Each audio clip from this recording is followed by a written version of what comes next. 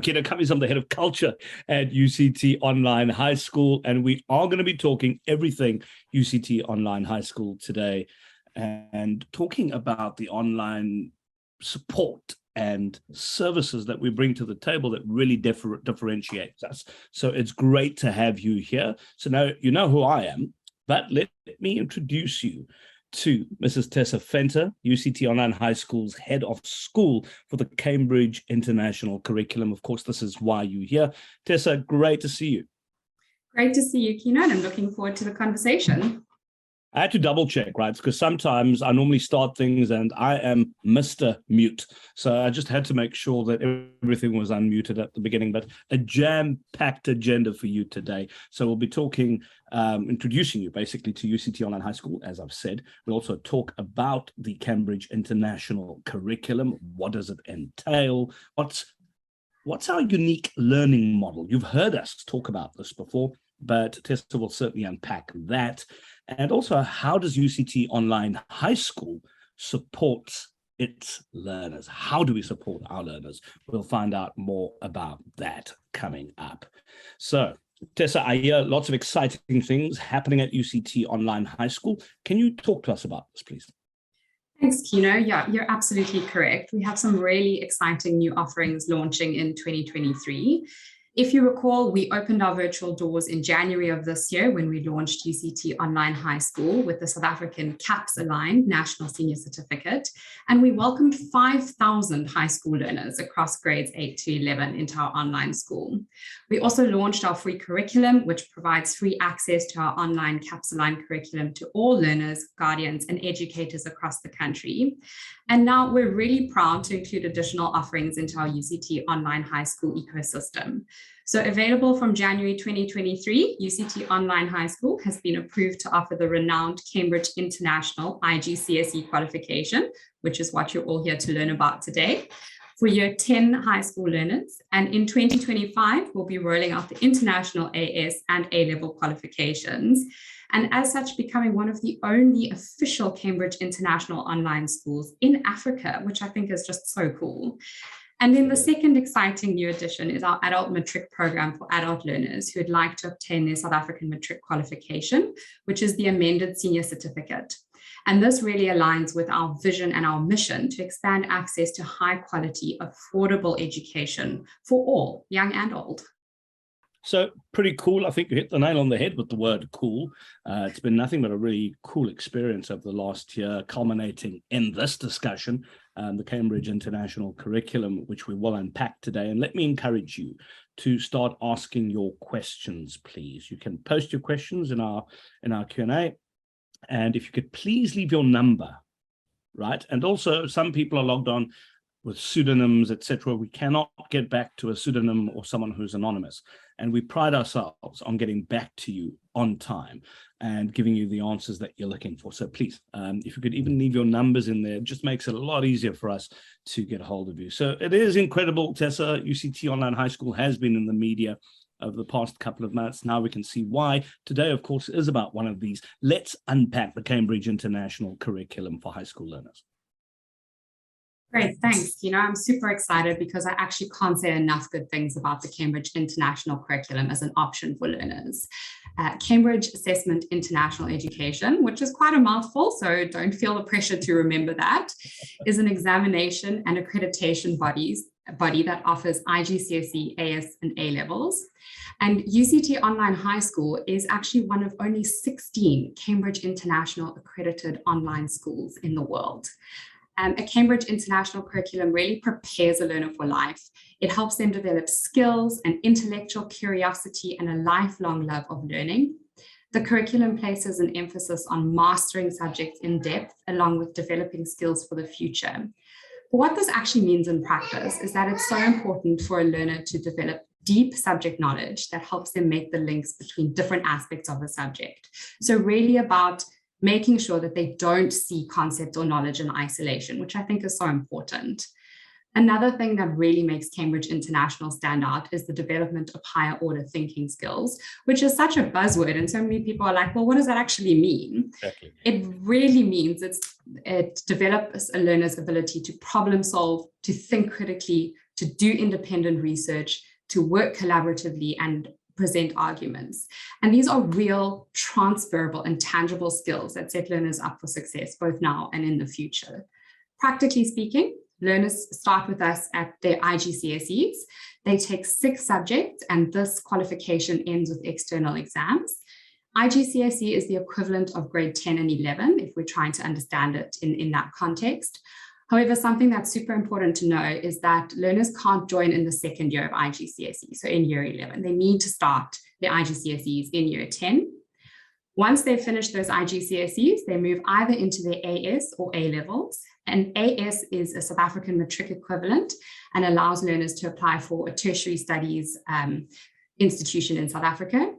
This qualification for us will run over 18 months and learners will take 4 subjects. And the other option is that they complete their A levels. Broadly speaking, this opens up international study opportunities, and this qualification runs over 2 years and learners take 3 subjects. So I'm very happy that you unpacked this higher order thinking stuff, right? So I think you've done so beautifully. Can you also tell us more about the attributes of a Cambridge learner? Absolutely. So as you've said, Cambridge talks about these learner attributes. And this is really Cambridge saying, look, we recognize that learners need to develop certain skills and attitudes that allow them the best opportunity at success in tertiary studies and in professional spaces as well. Now, what I love most about these attributes is nowhere is Cambridge saying, well, the most important thing is that a learner is super smart and that they achieve top academic results. Sure, academics are important, but school and life is actually about so much more. So I'd really love to just take a very quick look at what these attributes are. So the first one that you can see there is that they're confident. This means that they are confident in working with information and ideas, both their own and those of others. It means that a learner is secure in their knowledge, they're unwilling to take things at face value, so they'll ask you why a lot, and that they're ready to take intellectual risks. The second one is that they're responsible for themselves, responsive to and respectful of others. And I think this is such a hugely important attribute and one that specifically lends itself to an online space. This attribute asks learners to take ownership of their own learning and that they set and work towards goals. Cambridge International also asks that our learners become reflective, that they develop their ability to learn. So that means starting to understand themselves and how they learn, and that they don't see learning as having an endpoint. They see it as a lifelong activity. The next one is that our learners are innovative and equipped for new and future challenges, and I really love this one. I think we live in such an uncertain world where the only constant actually is change. And so to have a curriculum that teaches learners to welcome new challenges, to meet them resourcefully, creatively, and imaginatively, well, can you just imagine the kind of young adult who will enter the world after school?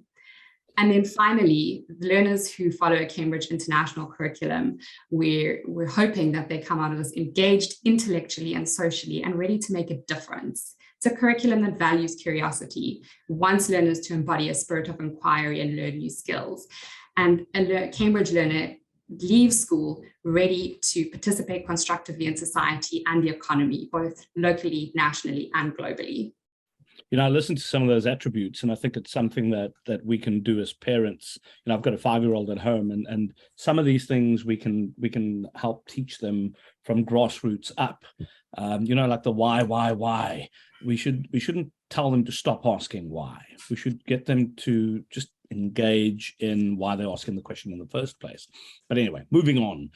Cambridge International, famous, of course, for its standards of assessment and examinations, etc. So I think a lot of guardians might be asking the question, how do these external examinations, how are they actually managed at UCT Online High School? How does it work? Great question, Kino. So I think that Cambridge International has a reputation for assessments that are fair, valid, reliable, and something that gives a true indication of a learner's ability. So as I mentioned or touched on briefly, our learners will write 2 sets of Cambridge International examinations. The first one will be their International General Certificate of Secondary Education. Again, another mouthful. We can just refer to them as IGCSEs. And that'll be the first set of external exams that they take. After that, they will either move to advanced subsidiary, which is AS levels, or advanced levels, which is A levels. But I think let's talk about some of the practicalities of these exams. Mm-hmm. So firstly, learners need to write these exams at an approved Cambridge International Examination Centre in a physical location, so not online. Learners will register as private candidates for exams, and UCT Online High School will support families to be able to do this. And then finally, I think it's really important to be very transparent about this and to remember that there is an additional fee associated with these external exams. I think that is important. It's a question that crops up regularly. So I'm glad that we've actually dealt with that up front. Now, there also seems to be, and by the way, before I ask this question, let me just remind you once again, Q&A. You can ask your questions. We'll get back to you. We'll try and get through as many questions as possible, but our team will get hold of you after the session as well. But for that to happen, I need your name. If there's a contact number, a way of contacting you, preferably a number would be great. Now, there seems to be several myths around the Cambridge International Curriculum. Can you unpack these in more detail for us? You know, I love this question because I get these questions or I hear these myths so often, and it's so easy to get caught out by them. So there are several myths about the Cambridge International Curriculum, particularly in our context, but I think the three most common ones are: one, that learners, particularly South African learners, won't be able to apply to a local university with the Cambridge International qualification. The second one is that it's really difficult to move to a Cambridge International curriculum from a local one. And the third one that I think is actually the most heartbreaking is that the Cambridge International curriculum is only for smart kids. So I want to unpack some of those and show you why that's not actually true. So you can definitely go to the South African Tertiary Studies Institute if you complete a Cambridge International curriculum. You will need to complete both your IGCSE and AS and A levels, AS or A levels. And I think actually I'm a great example. I completed my IGCSEs and my AS at a South African school. I was accepted into a South African university, the university of my choice, as well as my degree program of choice as well.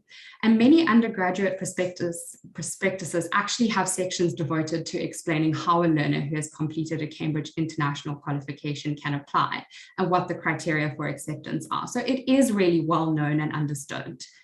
The second one about moving from a local to an international curriculum is, again, that is such a myth. They can move from a local to an international curriculum.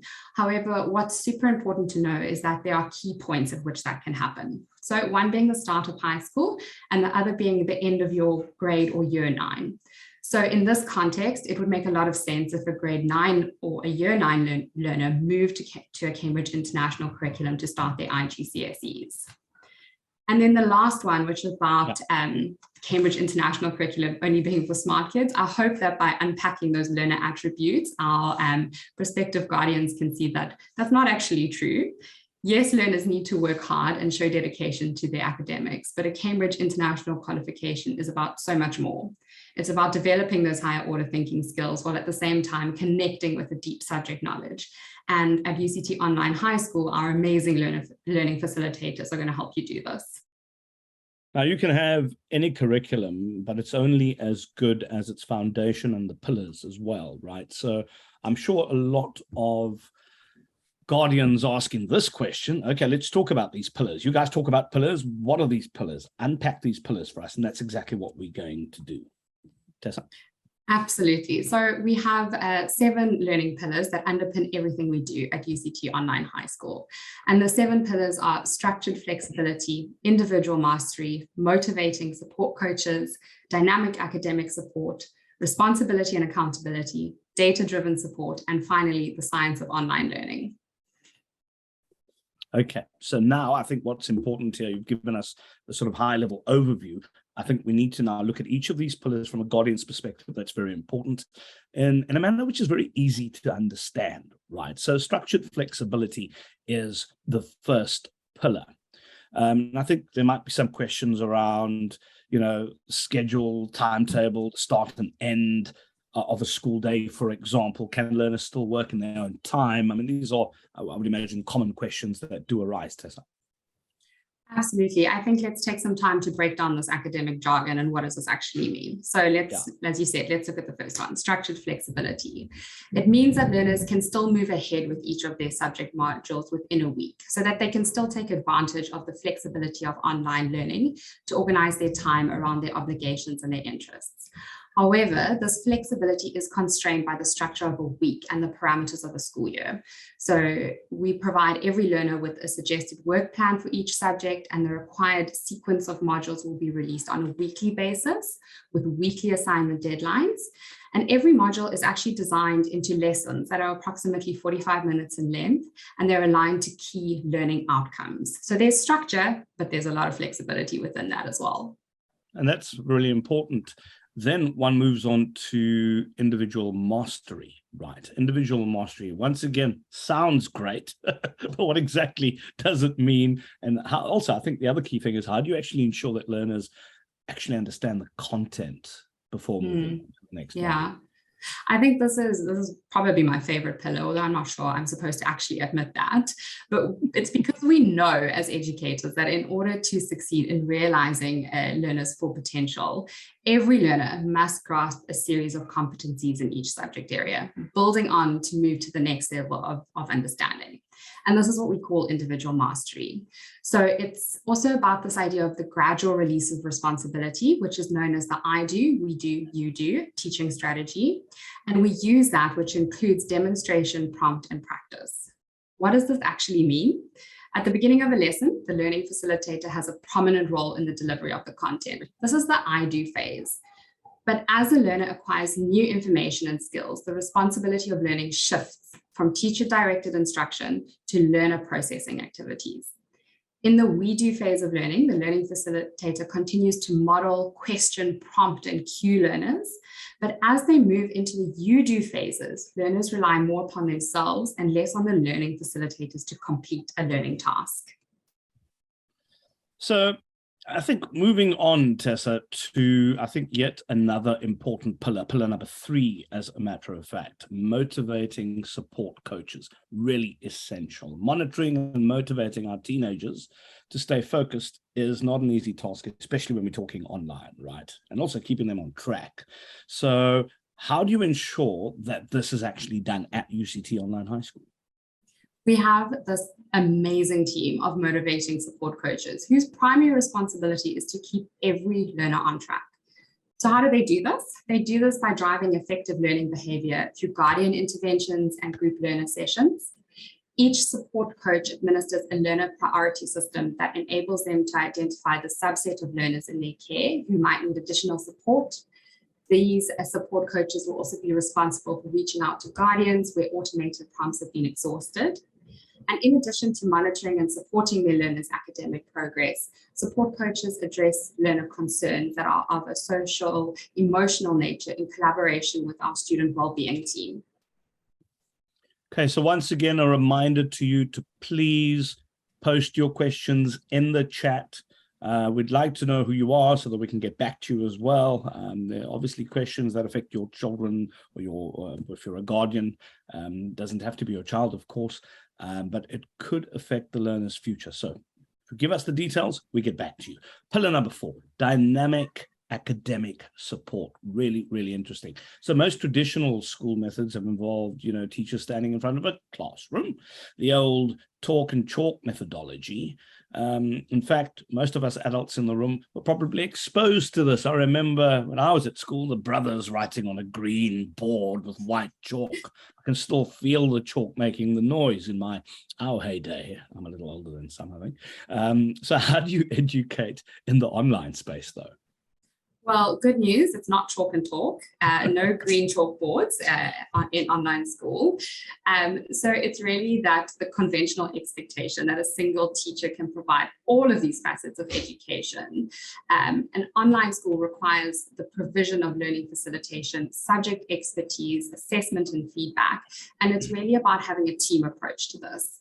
And this is what we refer to when we refer to the concept of dynamic academic support. It is the right specialized expertise to our learners at the right time. What does this mean practically? Our learning facilitators will hold weekly Ask Me Anything sessions in which they'll answer learner questions and go through additional skills. Learners will be required to prepare for these sessions by asking questions in advance. And where a learner might require some additional support or additional intervention, our learning facilitators will lead a compulsory mastery bootcamp for learners who fail a second attempt at an informal assessment. We talk about responsibility and accountability. I always say when there's flexibility and when you're on your own, that calls for lots of responsibility and accountability as well. So beyond the academic and the social support at UCT Online High School, we obviously provide that to learners. What would you say is the key factor in a learner's successful online learning environment, though? Great question, Kino. As is the case in any school, learners need to take responsibility for attending classes, completing assignments and assessments, and taking up the opportunities that are available to them to the best of their abilities. Likewise, guardians are accountable for their learners' attendance in class, whether in a physical classroom or online, and their behavior, supporting the learners as best as they can. This can be particularly challenging in an online environment, but at UCT Online High School, we have introduced a system of incentives to promote a culture of personal responsibility and accountability. And this will include the integration of a vitality-esque gamified point and reward system with our curriculum, which improves things like timeliness and frequency of learner engagement. And learners will be able to redeem their points for real rewards in a bespoke online school, which is, I think, very, very cool. And instant gratification is what a lot of them want. So it does sound amazing. But what do you have in store for the guardians, though? So we are introducing a customized Guardian mobile app, which will provide every guardian with direct access to their learners' participation and progress as they move through each school year. This will include a system of push notifications, alerting guardians to aspects of learner behavior that requires their attention and assistance as well. Now, we wouldn't be able to do half of what we do if it weren't for the data, right? So data-driven interventions, absolutely key, a big differentiator. So how do you ensure that no learner is left behind or falls through the cracks in an online schooling environment? Yeah, and I think this is a huge concern for many guardians. So what's magical about online learning is it allows us to use digitally derived data, which is now an integrated part of all good approaches to providing learning opportunities. So our learner analytics provide our teams with a comprehensive overview of each learner's progress. It raises a flag when learners are struggling. And as the technology keeps improving, we're able to introduce additional data-driven interventions, which include proactive interventions prior to learners attempting their assignments. Amazing stuff. And essentially, if you compare that to the sort of general school that we know, teachers only find out towards the end of the month that a child's got a problem. Here we find out immediately. So lastly, let's talk about the seventh pillar, which is that of the science of learning, Tessa. What does a learner's average day or lesson actually look like? This is such a common question, so I'm really glad that you've actually asked it and that we get a chance to chat about it. So we have ensured that our lessons are underpinned by the science of online learning, where the use of technology promotes active engagement with each subject field in the curriculum, stimulating our learners to evolve from passive recipients of curriculum content to becoming active and inquiring thinkers. So let's break this down a little bit more, because that's, again, a lot of academic jargon. So when a learner logs into their learner management system and opens a subject module for the week, they encounter a 6-step process. Step 1, they open up the module. Step 2, there's a signposting video that then they watch and engage with. Step 3, there are lessons of 45 minutes each that they work through. Step 4, there's a wrap-up video, kind of a summary of what's happened, what the important takeaways are. Step 5 is that I do aspect where there's a mastery check. And then step 6 is where they move on to the next module at the start of the next week. But then what happens if a learner fails at least a mastery check and they can't move on to the next module? So it's at this point that a series of remediation interventions kicks in to provide the necessary support for a learner. We do this through additional remediation videos and compulsory live session boot camps and further attempts at successfully completing their mastery checks. Perfect. So, Tessa, we've essentially come to the end of this informative session on Cambridge International, the curriculum, of course, for high school learners. Are there any important takeaways that we want, our guardians to take note of before we move to those questions that a lot of you have posted? Thank you very much for it. Thanks, Kino. Yes, we're incredibly excited about what 2023 will bring, and I want to take this opportunity just to remind you all of the following important dates. So school starts on Monday, the 16th of January, 2023 with our general orientation week. So it's super important to get your online application into us by the 26th of December, 2022 to allow us time to process your application in time for the start of the school year. I think it's also important to know kind of what the cost is involved here. It's 3,300 South African rands a month, or 230 US dollars worldwide. And it means that you get to join the most affordable Cambridge International online school in Africa. And then finally, I just want to take this opportunity to make one more announcement, is that we get it. We know that economic times are tough at the moment, and coupled with the regular end of year expenses that every family has, we want to offer you all an 80% discount off your placement fee if you apply and pay your placement fee during the month of November. Please do reach out to one of our friendly admissions consultants. We'll be happy to assist you in receiving this limited discount placement offer. You know, I do love a discount. I now need to find a child I can put into ours. That's cool. Anyway, but Tessa, thanks for that. Let's have a look at some of these questions that have come through. We can address, you know, in the last remaining minutes. We've got about 3 or 4 minutes. Maybe we'll stretch it slightly. First question, this comes from Jacqueline Kariuki. The question is, can we do this online learning from Kenya? Yes, absolutely. We welcome learners from across the world. Guardians must just ensure that your child is able to follow a Southern Hemisphere school calendar and operate in a South African standard time. Okay, second question. Let me just make sure, because these questions are coming through. I want to get the right one. This is from Anonymous. Hi, so Cambridge is for 2023, in 2023 at least, is only for grade 10s? Yes, so we're launching with year 10, which is the first year of IGCSE in 2023. And then we will be offering year 11 in 2024, and AS and A levels will be rolled out in 2025. Okay, you just have to bear with me, because as the questions come through, it kicks up my WhatsApp and that. Let's move on. Jacqueline with a third question again. That is Jacqueline Kariuki. How does one deal with labs when it comes to sciences? That is such a great question. So we use an integrated approach to delivering science practicals that utilizes video demonstrations, online simulations, and at-home practicals within a fun, safe, and controlled environment. Okay, and our fourth question from Shabazz. I also have a question related to external examination fees from IGCSE to A-level. How many exam sittings and what is the cost? Really, really good question as well. So learners write exams at the end of each of their qualifications. So at the end of IGCSE, and then dependent on whether they choose to do AS, they'll write at the end of AS, or if they choose A-level, at the end of A-levels. And as I mentioned, these are written at approved Cambridge examination centres, and fees will vary depending on the examination centre. The Guardians should budget for around 20 to 30,000 Rand for these sittings, or in US dollars, that's 1,250 or 1,875 per examination sitting for each qualification.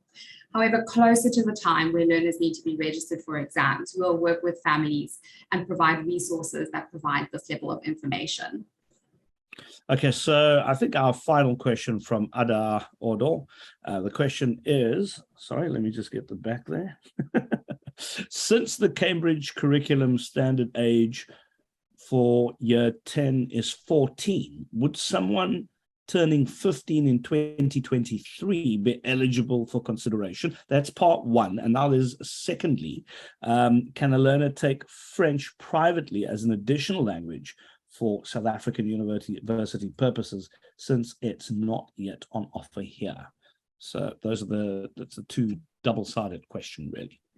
Thanks. Let's deal with the first one before we move on to the second one. So yes, a learner who is turning 15 is within the acceptable age range for learners entering year 10. And then in terms of taking French as an additional language, yes, they can take French privately as an additional language for South African university purposes. And they would need to source an external Cambridge International curriculum provider, and then this would be at the Guardian's own cost. Well, there we go. And Thank you very much for that. I mean, I really enjoyed that. I'm looking forward to meeting some of you virtually, maybe even face to face, but thank you very much for actually taking the time to join us.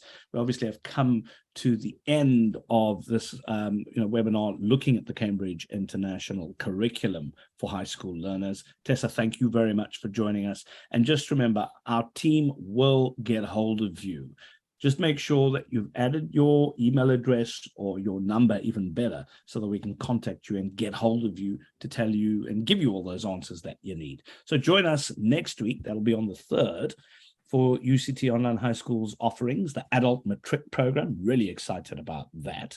And of course, adult learners who want a second chance to write the matric qualification. There are so many people who want to do it, and we're creating that opportunity. So thanks to all of you. Have a fantastic day.